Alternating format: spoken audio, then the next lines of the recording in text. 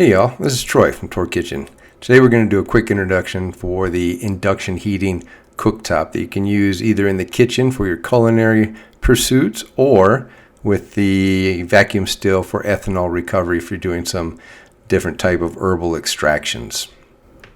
Induction heating doesn't use flames or heating elements which would make that cooktop really hot. Instead, the technology generates a magnetic field that induces electric currents in the cookware itself, causing it to heat up quickly and efficiently. So basically, the heat is generated in the cookware, not from the surface heat. It's really cool technology. This allows it faster heating, precise temp control, high energy efficiency, and safer cooktop surfaces. For using the IH cooktop for ethanol recovery, turn the power on, hit menu one time, and it'll show you the power. 5 is half power, that's what we want. And as soon as you hit menu button one more time, it's going to show you the default temperature of 300. Quickly turn that down to 125, and then that's going to be perfect to start your extraction modes.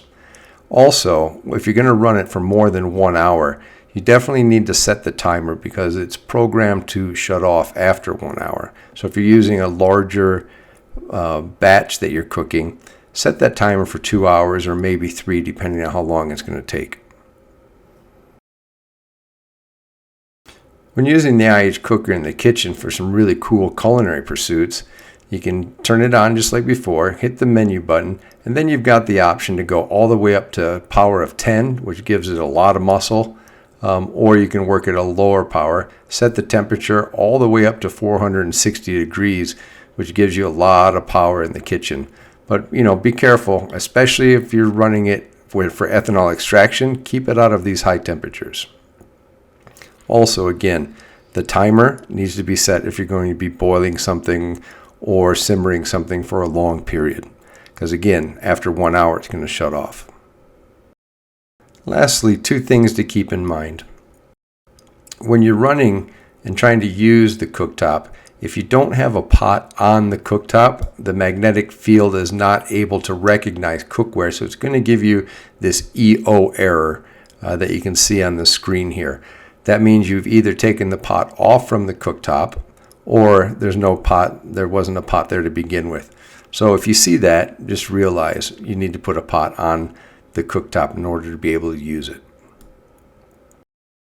The second thing to keep in mind is while you're doing ethanol recovery with the cooktop, the temperature on the screen doesn't necessarily reflect and won't reflect the actual temperature inside the extraction vessel itself.